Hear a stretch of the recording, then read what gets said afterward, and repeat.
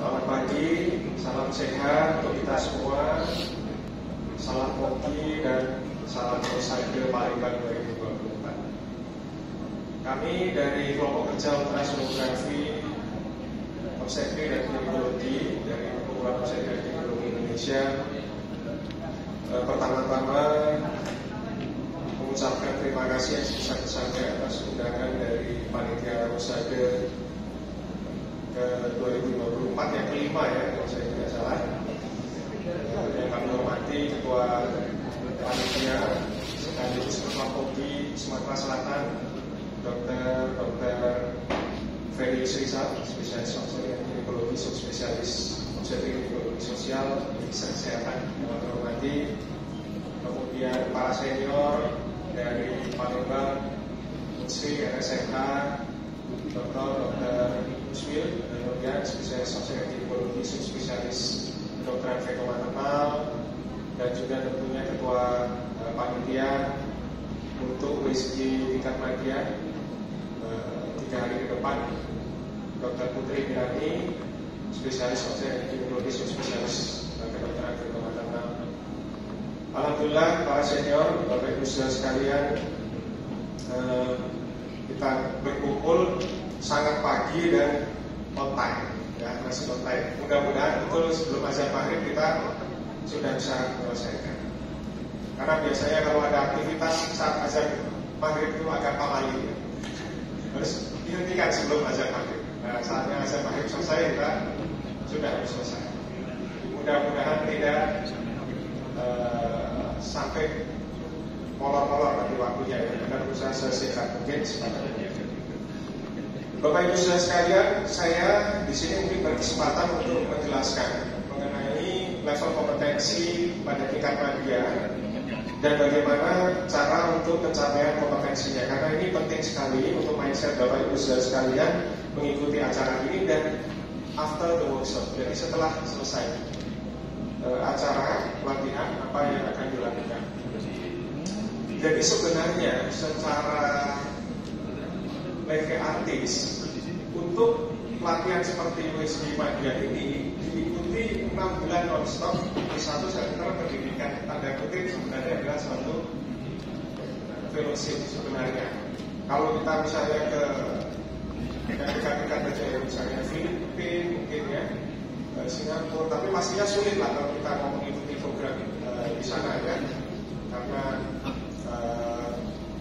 satu dan lain hal ya, namanya juga profesi, pasti ada restriksi atau bagian kita tidak sangat mudah kita bisa mengikuti itu. Jadi bukan model pelatihan yang seperti saya sampaikan tadi malam waktu fakulti meeting, kita ketemu 2 hari 3 hari selesai. Karena yang dipentingkan itu adalah kompetensinya, jadi bukan ngertinya, bukan know what-nya, tapi know how, why, dan lain sebagainya sampai dengan ke analisis. Jadi kita pasca pelatihan memiliki sesuatu yang lebih untuk bisa diterapkan secara klinis dengan impact klinis. Jadi bukan ternyata USG itu bisa ya untuk melihat vermicelli, ternyata USG itu bisa untuk melihat sudut frontomaksiler yang ternyata punya korelasi diagnosis terhadap Down syndrome misalnya. Ternyata USG, kalau hanya mengetahui itu saja sampai konsep itu ya, kita seperti pelatihan yang tidak berbasis kompetensi pada umumnya. Jadi kalau misalnya Bapak Ibu saudara sekalian mengikuti pelatihan sampai ke Inggris pun atau ke Eropa, ke Amerika yang 2 hari 3 hari advance workshop ISO approved course, itu akuisisi minimal maksimal itu hanya pengetahuan dan mungkin juga tidak 100% disampaikan 100% nangkep. Jadi itu tidak bisa dijadikan dasar bahwa saya sudah bisa itu. Ya. Misal kita melihat presentasi Gustavo Mellinger misalnya mengenai neurosonografi atau Rapisoi mengenai ekokardiografi, kita melihat presentasinya kan mengerjakannya gimana gitu. Nah mungkin jadi tidak bisa diakui atau dianggap memiliki kompetensi kita mengikuti pelatihan di luar yang pelatihannya akuisisi ilmuwan, jadi bukan akuisisi skill. Nah pelatihan ini kedepannya harapannya sebenarnya ada masa yang cukup untuk pembimbingan akuisisi skillnya. Itu yang sedang kita pikirkan caranya bagaimana. kita banyak sekali ya, 5.800 sekarang. Kita targetnya mau berapa? Kalau semuanya pengen ikut gitu guys, di bagian yang mau latih centernya di mana? Orang training aja satu center mungkin bisa hanya 2, 3, atau 4 atau 5 training. Ditambah sekarang ada fellowship, ya, paling tambah sedikit. Tapi kalau yang itu begitu banyak, bagaimana konsepnya? Sehingga sampai saat ini kita masih mencoba berkonsep untuk masa 6 bulan akuisisi skill itu bisa dilakukan secara mandiri pasca kita membimbing secara hands-on bagaimana mencapai tampilan parameter objektif kompetensi sesuai yang kita harapkan. Ya, tapi itu agak sulit ya, disuruhnya karena hands-on hanya 1 hari, kemudian mempraktekkan lagi. Begitu ada kendala, terus yang mensupervisi siapa?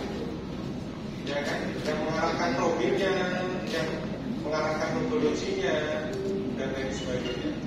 Tapi ya apa boleh buat ya, seperti kata pepatah, tiada rotan akar menjadi. Kalau kata sinetron, tiada rotan tak menjadi ya. Ya, sementara seperti ini kita berusaha bersama. Jadi nanti kalau ada kendala, mungkin ya kita akan terapkan supervisi per center atau per alumnus. Saya lihat, saya itu sangat bangga melihat Unsri ini alumninya Dr. Ferry, solid ya, solid, terus guyup. Jadi kalau kata Dr. Muskil itu udah bisa buat negara sendiri ya. Ya, tapi sangat apresiasi. Jadi kapan ada acara, datang, terus apa namanya, sangat ini loyal gitu ya, sangat loyal. Gitu. Saya sangat bangga melihatnya, kami semua sangat apresiasi sehingga nantinya misalnya ada kendala dan lain sebagainya, nanti ya bisa dengan center pendidikan sebelumnya untuk istilahnya apa ya, meminta asupan atau asuhan ya, bimbingan dalam proses pencapaian kompetensinya. Karena dibutuhkan pemantauan, betul-betul dibutuhkan pemantauan. Jadi Bapak Ibu Saudara sekalian, setelah selesai acara, maka yang akan kita dapatkan itu adalah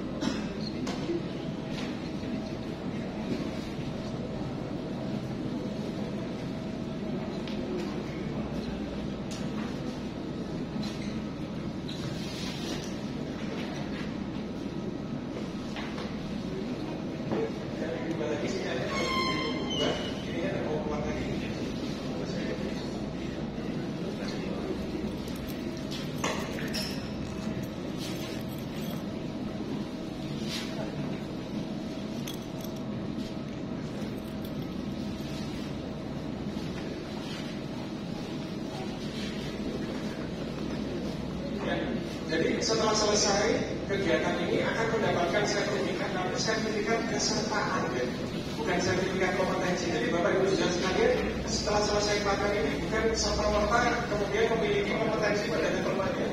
Masih butuh proses untuk mencapai kompetensi pada level media. Sama ketika standarisasi sertifikasi pada level dasar. Jadi setelah acara ini, Bapak Ibu Saudara sekalian, sepertinya terbenam di dalam portfolio. Ya, 500 tampilan fotografis, 200 megawatt, 150 kopi, 100 gram dan 50 kopi. Ini akan dimasukkan ke dalam format blog dan kemudian kita akan melakukan review. Baru setelahnya, apakah semua memang betul-betul sudah memenuhi standar atau ada sebagian yang belum memenuhi standar dan diminta perbaikan. Selesai baru akan mendapatkan verifikasi dari Kogi. Kemudian hasil verifikasi dari Kogi akan dikirimkan kepada Ketua Kolegium Obstetrik dan Ginekologi Indonesia, dan yang mengeluarkan sertifikasi kompetensi adalah dari Kolegium Obstetrik.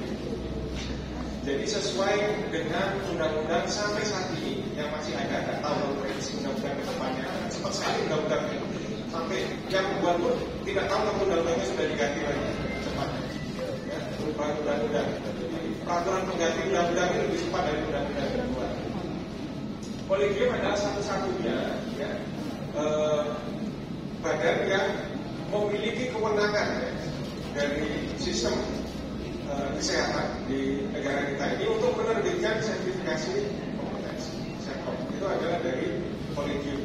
Jadi bukan dari POGI ya, tetapi dari kolegium. Tapi kolegium dengan POGI kan sebenarnya sama. Jadi semua sertifikat kompetensi bukan dari kami, maksudnya ya, bukan dari POGI, tetapi dari kolegium. Hanya kolegium itu mau menerbitkan sertifikat kompetensi atas rekomendasi atau verifikasi dari perhimpunan perguruan tinggi Indonesia. Bapak Ibu saudara sekalian, dulu ya sebelum kita masuk ke media, kita mempelajari standarisasi dasar. Mungkin sebagian mempelajarinya sudah saat PPDS pasca 2013 atau 2015. Ataupun ada yang mempelajarinya inisiatif saat sudah menjadi spesialis objektif dan psikologi. Kita akan mempelajari di sini, ya. Ini adalah topik-topiknya, tetapi parameternya lebih banyak dari topik. Karena satu topik mungkin ada beberapa parameter, bahkan sampai ada 10 parameter, 9 parameter, sonografi, radiografi, dan sebagainya. Secara internasional, sebenarnya standar untuk seorang spesialis obstetri dan ginekologi, ya, menerapkan ya, untuk prosedur ya. Terima kasih, saya percepat dari untuk menerapkan ini adalah jadi kalau seorang SPOG memegang USG itu sebenarnya itu satu level manual. Jadi ini batasan untuk mengerjakan sendiri. Kemudian untuk menjawab konsulen, misalnya ada problem ya, yang tidak bisa didiagnosis atau diselesaikan, kemudian ada referral, itu pada level advance dan itu sudah spesialisasi. Artinya saya sendiri itu tidak akan menjawab rujukan file, tidak akan menjawab rujukan punyanya onkologi, tidak akan menjawab rujukan punyanya urogynekologi. Kalaupun saya bisa melakukan pemeriksaan itu sebatas yang bisa saya lakukan untuk praktek saya sendiri pada level media. Sehingga batasannya menjadi jelas. Sebenarnya posisinya di mana sih? Harapan kita, POGI, ya 5, 10, 15 tahun ke depan. Itu standarisasinya ketika BSS1, BSS2, kemudian UGS dasar itu sudah pada level media. Cuma ini ya, walau malam soal kapan ini kita nggak tahu pelaksananya. Karena bisa dibayangkan 500 parameter menjadi standar. Kalau tidak dilakukan berarti substandar dan itu menjadi ancaman malapraktek. Kenapa perlu tariknya lama untuk kita membuat ada sempalan ini dasar, ya yang akhirnya menjadi agak-agak rancu juga dengan adanya USG obstetri dasar terbatas dokter umum, jadi agak rancu juga, ya. Karena memang pada hitungnya seharusnya SPOG itu ada pada level di sini. Hanya saja kalau kita berikan standarnya, kita bilang dasarnya di sini, maka yang terjadi adalah ketika teman kita, saya sampaikan dari malam, ada bayi lahir di Brussels sudah ketahuan, ya masalah itu keliru. Kenapa? Karena harusnya ventrikulateral bisa kita periksa saat intraoperi, ya. Kalau sampai ada jantung bocor VSD misalnya, ventricular septal defect, paling tidak tahu, terdiagnosis, jadi masalah. Kalau sekarang tidak menjadi masalah USG karena bukan standarnya untuk melihat ventricular septal defect misalnya pada USG dasar. Nah, tapi untuk konsulen menjadi masalah. Jadi Bapak Ibu saudara sekalian, poin-poin ini nanti bisa dipenuhi, ya. Misalnya ini trimester 1, hal translusensi, asalur, intrakranial translusensi, sudut formasinya, kemudian kraniofacial ini, mata, lip, ya, bibir, palatum, four chamber view, reflexive view, kemudian vertebrae, ini standar untuk media pada pemeriksaan ultrasonografi kematangan di trimester 1, ya, di trimester 1. Kemudian trimester 2 dan 3 ini lebih banyak lagi karena pada trimester 1 ya sebagian organ belum menyelesaikan masa perkembangan organnya. Di sini kita lihat untuk neosonografi ada potongan transsalamik, transventrikular, transcerebellum, potongan koronal, potongan sagital termasuk parasagital, kemudian potongan vertebrenya menjadi ada 3, ada sagital, koronal, axial dan sebagainya. Untuk toraks, jantung, four chamber view, LVT, FVT, reflexive view dan lain sebagainya. Jadi kalau Bapak Ibu saudara sekalian melihat guideline ISO kan keluar guideline terus, keluar normal guideline. Itu standarnya sebenarnya mau dilakukan pemeriksaan. Kalau seorang SPOG periksa itu standarnya memang seperti itu. Cuma kalau itu dipaksakan untuk jadi standar dasarnya di OG akan jadi masalah. Sehingga ini sama-sama kita usahakan ke depan bisa dicapai ya. Sekarang sementara yang sangat berminat sekali untuk ke situ jadi Indonesia, sehingga nanti waktu praktek juga memberikan nilai tambah yang lebih. Oh saya praktek sekarang bisa periksa trivexal view. Oh saya praktek sekarang bisa melihat infiltrating endometriosis. Oh saya praktek sekarang bisa membedakan mana discarcinoma, mana tumor yang lain. Pasal itu memberikan, bukan menjawab konsulen.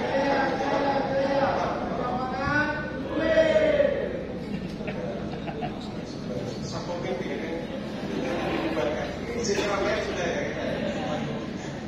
Dibubarkan satu. Nah di sini ini untuk fair.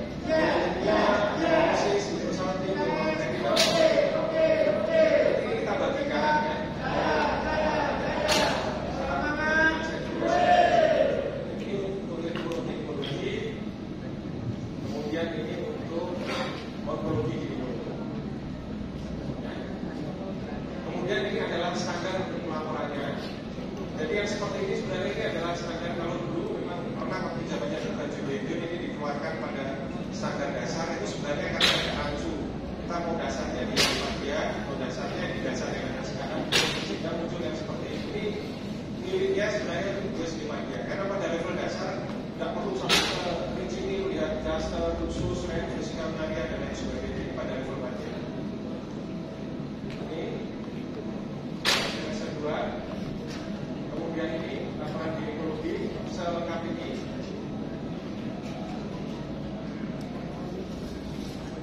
Untuk data identitas apa ya?